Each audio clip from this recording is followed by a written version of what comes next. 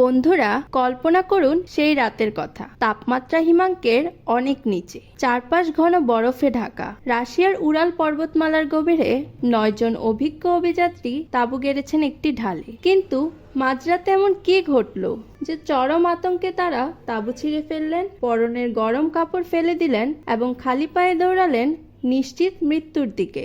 আজ আমরা কথা বলবো মানব ইতিহাসের অন্যতম অমীমাংসিত এবং ভয়ঙ্কর রহস্য ডায়াটলব পাসের ঘটনা নিয়ে।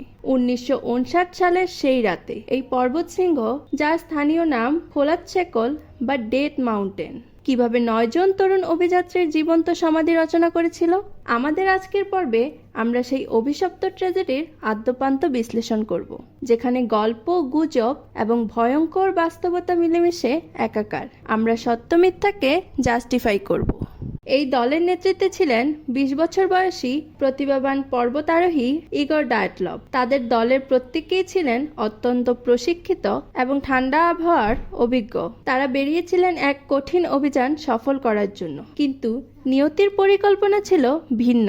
আমাদের যাত্রা শুরু হয় ইতিহাসের হিমশীতল রহস্যের দিকে। দিনটি ছিল 1959 সালের 27 জানুয়ারি। তৎকালীন সোভিয়েত ইউনিয়নের স্বেরডলভস্ক শহর থেকে শুরু হলো তাদের যাত্রা। লক্ষ্য ছিল উরাল পর্বতমালার কঠিনতম পথ ধরে প্রায় 1400 কিলোমিটার স্কি পাড়ি দেওয়া। তাদের লক্ষ্য ছিল পর্বতের সর্বোচ্চ শিখর ওয়ারেন্টেনে পৌঁছানো। ডায়াটলবের ডায়েরি থেকে জানা যায় তারা ছিলেন আনন্দে ভরপুর এবং অভিযানে সফল হওয়ার জন্য বদ্ধপরিকর। কিন্তু ভাগ্যের কি পরিহাস, এই দলে ছিলেন মোট 10 জন। এদের মধ্যে একমাত্র ব্যক্তি যিনি সেই ভয়ঙ্কর রাত থেকে বেঁচে ফিরেছিলেন, তার নাম ইউরি ইউডিন। যাত্রা শুরুর কিছু পরেই তিনি অসুস্থ বোধ করেন। হাঁটুর ঘাটে অসহ্য ব্যথা। দলের সাথে আর এগিয়ে যাওয়া তার পক্ষে সম্ভব ছিল না। ইউরি ইউডিনকে বাধ্য হয়েই মূল দল থেকে বিচ্ছিন্ন হয়ে ফিরে আসতে হয়। সেই মুহূর্তে তিনি হয়তো জানতেন না তার সেই শারীরিক অসুস্থতাই ছিল আসলে জীবনে ফিরে আসার এক অলৌকিক টিকিট। বাকি 9 জনের জন্য অপেক্ষা করছিল এক ভয়াবহ বিপদ। 1 ফেব্রুয়ারি ডায়াটলবের দলটি ডেথ মাউন্টেনের ঢালে তাদের শেষ শিবির স্থাপন করে। তাদের পরিকল্পনা ছিল 2 ফেব্রুয়ারি ওয়ারেন্টনে পৌঁছানো। খারাপ আবহাওয়া এবং ঘন তুষারপাতের কারণে তারা একটু দেরি করে তাঁবু ফেলেন। তাঁবুর ভেতরে তারা শেষবারের মতো ডায়েরি লেখেন, হাসি ঠাট্টা করেন এবং রাতের খাবার তৈরি করেন। বাইরে তখন -25 থেকে 30 ডিগ্রি সেলসিয়াস তাপমাত্রা। কিন্তু সেই রাতে অন্ধকারেই তাদের জীবনে নেমে আসে এক চরম নিয়তি। নির্ধারিত সময় পেরিয়ে গেলেও দলটির কোনো খবর না আসায় 20 ফেব্রুয়ারি উদ্ধারকারী দল পাঠানো হয়। প্রায় 1 সপ্তাহ পর 26 ফেব্রুয়ারি পর্বতের ঢালে সেই রহস্যময় তাঁবুটি খুঁজে পাওয়া যায়। তাঁবুটি ছিল অর্ধেক বরফে ঢাকা, কিন্তু তার ভেতরের চিত্রই ছিল রহস্যের প্রথম সূত্র। তাঁবুটি দরজা দিয়ে খোলা ছিল না, বরং ভেতর থেকে ছুরি বা অন্য কোনো ধারালো জিনিস দিয়ে ছেঁড়া ছিল। ভেতরের সমস্ত মালপত্র, গরম কাপড়, বুট সবই অটুট ছিল। বোঝাই যাচ্ছিল অভিযাত্রীরা চরম আতঙ্কে কোনো কিছু নেওয়ার সুযোগ না দিয়েই তাঁবু কেটে বাইরে বেরিয়ে গিয়েছিল। কিন্তু কেন? তাঁবু থেকে প্রায় 500 মিটার নিচে একটি সিডার গাছের কাছে প্রথম 2 জনের মৃতদেহ পাওয়া যায়, ইউরি ক্রিভনিশেঙ্কো এবং ইউরি ডরোশেঙ্কো। তাদের পরনে শুধু অন্তর্বাস ছিল এবং তারা খালি পায়ে ছিল। আশ্চর্যজনকভাবে গাছের ডালপালাও ভাঙা ছিল। মনে হয় তারা প্রাণ বাঁচাতে গাছে ওঠার চেষ্টা করেছিল। ময়নাতদন্তে দেখা যায় তাদের হাতে ছোটখাটো আঘাতের চিহ্ন এবং মৃত্যু হয়েছিল তীব্র ঠান্ডায় জমে গিয়ে, হাইপোথার্মিয়ায়। এরপর আরো 3টি মৃতদেহ পাওয়া যায়, ডায়াটলব, কোলমোগোরোবা এবং স্লোবোডিন। তারা সিডার গাছ থেকে তাঁবুর দিকেই ফিরছিল। তাদের মৃত্যু হয়েছিল ঠান্ডায় জমে গিয়ে। তবে স্লোবোডিনের মাথার খুলিতে একটি ফাটল ছিল, যা রহস্যকে আরো গভীর করে। মনে হচ্ছিল তারা যেন কোনো এক অদৃশ্য শত্রুর হাত থেকে পালিয়ে তাঁবুর দিকেই ফিরছিল, কিন্তু আর পারেনি। রহস্যের সবচেয়ে ভয়ঙ্কর দিকটি উন্মোচিত হয় আরো 2 মাস পরে, মে মাসে। তুষার গলে গেলে উপত্যকার গহ্বর থেকে বাকি 4 জনের মৃতদেহ উদ্ধার হয়। এদের দেহে যে আঘাত ছিল তার সমস্ত প্রাকৃতিক এবং মানবিক ধারণাকে ছাড়িয়ে যায়। নিকোলাই থিভিওব্রোনোলিস এর মাথার খুলি ভেঙে গুড়িয়ে গিয়েছিল, আর সেমিয়ন জোলোটারেভ এবং লুদমিনা দুবানিনার বুকের পাঁজর এমনভাবে ভাঙা ছিল যা দেখে তদন্তকারীরা হতবাক। আঘাতের তীব্রতা ছিল এত বেশি যে মনে হচ্ছিল কোনো গাড়ি তাদের চাপা দিয়েছে, অথচ তাদের দেহে বাহ্যিক কোনো ক্ষত বা আঁচড়ের দাগ ছিল না।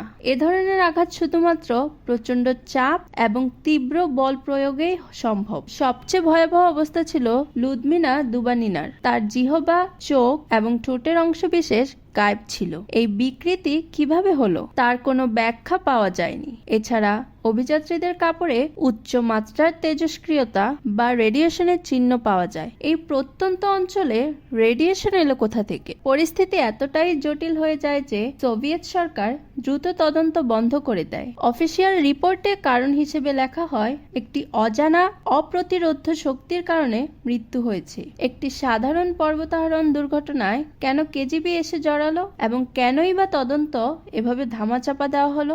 এই প্রশ্নগুলি আজও অমীমাংসিত। অর্ধ শতাব্দীরও বেশি সময় ধরে এই রহস্যের সমাধানে অসংখ্য তত্ত্ব উঠে এসেছে।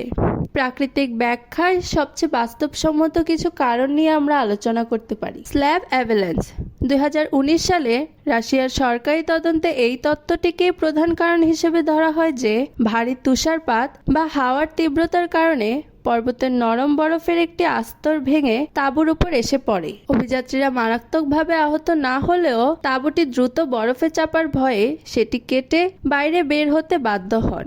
বাইরে প্রচণ্ড ঠান্ডা, তাই খালি পায়ে দৌড়ে তারা হাইপোথার্মিয়ায় আক্রান্ত হন।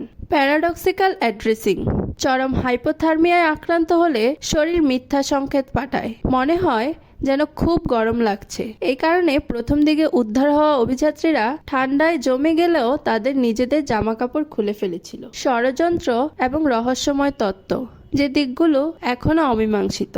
সামরিক পরীক্ষা, অনেকের মতে অভিযাত্রীরা আসলে সোভিয়েত সেনাবাহিনীর কোনো গোপন বোমা বা অস্ত্র পরীক্ষার শিকার হয়েছিল।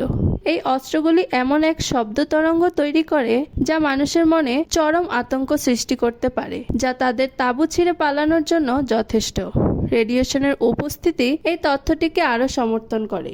ইনফ্রাসাউন্ড থিওরি, পর্বতের বিশেষ ঘটনের কারণে বাতাস যখন তাদের উপর দিয়ে বয়ে যায় তখন এক ধরনের অতি নিম্ন কম্পনের শব্দ তৈরি হয়।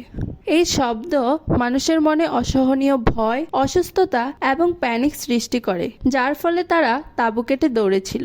লোককথা ইয়েতি, স্থানীয় কিছু লোক ইয়েতি বা বনমানুষের মতো কোনো বিশাল প্রাণীর আক্রমণের কথা বললেও আধুনিক ফরেনসিক তথ্য এই ধারণাটিকে বাতিল করে দিয়েছে। প্রতিটি তথ্যেরই দুর্বলতা আছে।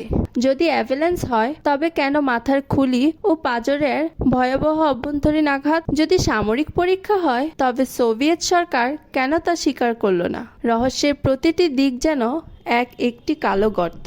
9 জন অভিজ্ঞ পর্বতারোহীর এই অমীমাংসিত মৃত্যু আজও পৃথিবীর কাছে এক প্রশ্নচিহ্ন। এই ট্র্যাজেডি আমাদের ইতিহাসের সবচেয়ে বড় রহস্যগুলির মধ্যে একটি। একমাত্র যিনি বেঁচে ছিলেন সেই ইউরি ইউডিন বাকি জীবন এই রহস্য সমাধানে নিজেকে নিয়োজিত করেছিলেন। তিনি সেই হারানো বন্ধুদের কথা, সেই শেষ রাতের ভয়ঙ্কর নিয়তিকে কখনো ভুলতে পারেননি। ইউরি ইউডিন 2009 সালে মারা যান। তিনি এই রহস্যের উত্তর নিজেও জানতে পারেননি। ডায়াটলভ পাসের ঘটনা আমাদের শিখিয়ে যায় প্রকৃতির শক্তি কতটা অপ্রত্যাশিত হতে পারে। এটি হয়তো মানুষের কল্পনা এবং প্রযুক্তির বাইরে থাকা এমন কোনো প্রাকৃতিক ঘটনা ছিল যা এক মুহূর্তে জীবনের সকল চিহ্ন মুছে দিতে পারে। সেই 9 জন অভিযাত্রী কি কারণে তাঁবু ছিঁড়ে সেই চরম ঠান্ডার রাতে মৃত্যুর দিকে দৌড়েছিল? বিজ্ঞান কি সত্যি এর সঠিক উত্তর দিতে পেরেছে? আপনি এই রহস্যের পেছনে কোন শক্তিকে দায়ী মনে করেন? কমেন্টে আপনার মতামত জানান এবং ইতিহাসের এমন আরো গভীর রহস্য জানতে আমাদের চ্যানেলটিকে সাবস্ক্রাইব করে পাশে থাকুন। ধন্যবাদ সম্পূর্ণ ভিডিওটি দেখার জন্য।